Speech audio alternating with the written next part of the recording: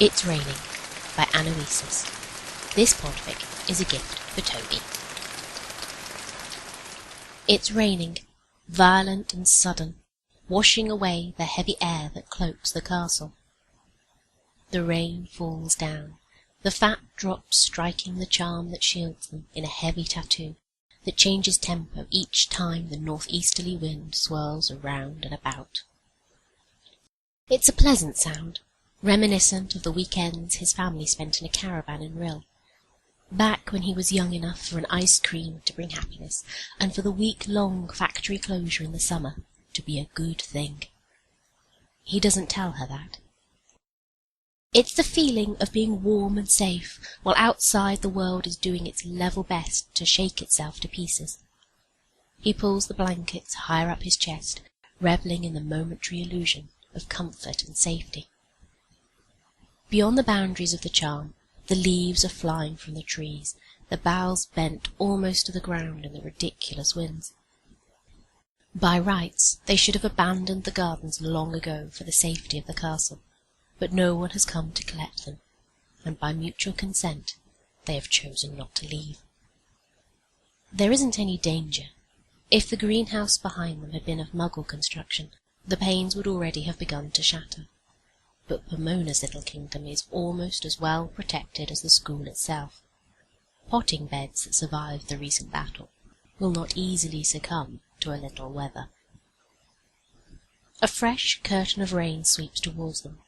He watches its progress with interest, anticipating the moment when it will hammer against the shield that protects them. It hits full force.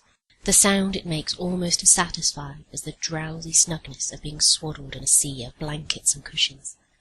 The late summer storm, with its heavy, swollen beads of rain and sudden rushing winds, can't touch him in here. She's made certain of it.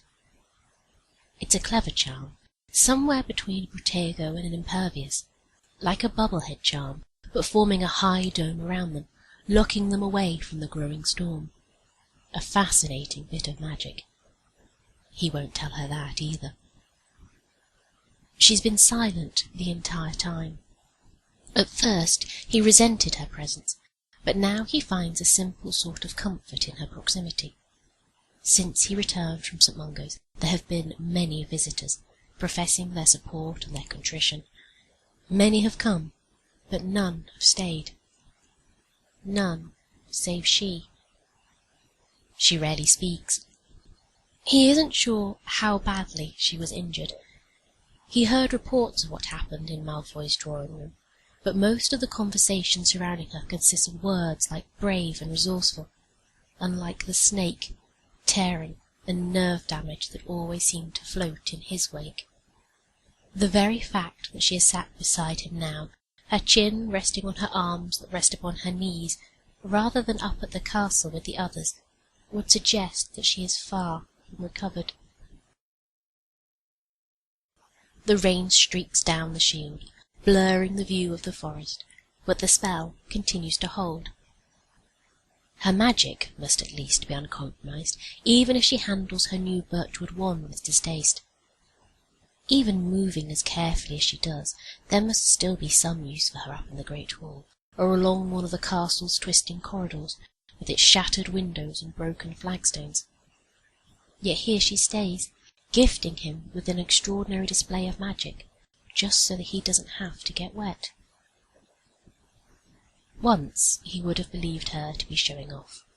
Now he lets himself acknowledge that her abilities are worthy of respect. That she managed to save him also impresses him. Her face is the first thing that he remembers in this new world, peering down at him in gentle concern. His old world, that mess of fear, hatred and guilt, crumbled just as surely as the Dark Lord did, caught in a rebounding spell, while he lay unconscious in the shack. That she chooses to spend her time with him now is unsettling. She's become his one constant. He knows that she is simply so used to looking after those around her that she probably can't help but watch over him too, her protective instinct simply transferring to a new soul in need. Being classed together with the likes of Longbottom and Potter would once have clawed at his guts, But that was before he realized what it meant to be one of her chicks. He's been watched for most of his life. He can't remember the last time he was watched over. He considers a quiet eternity of days like this, being wheeled outside to enjoy the fading summer sun, she a constant companion at his side. She's young, he knows. Soon she'll lose this need for silence, and she'll start to fill the spaces around him and inside him with her chatter. She'll remember that she has a life outside the literal bubble that she's created, and leave his side for the family and friends that she has left. Not for a while yet, he consoles himself. For now she needs his silence and his frailty, and the strength that comes from finding a soul more broken than yourself. In time, he'll find out what happened to her in those cold, silent months in which she hid. In time he'll find a way to make it right. For now, he's happy to give her his silence. Maybe in time he'll be able to share something of the gentle serenity he's found at her side, cosseted in blankets and careful spells. He thinks she might like that.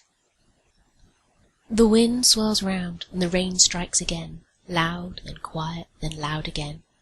Soon the storm will blow itself out, and someone will remember where they are, picking their way across the wet grass with care to retrieve them both.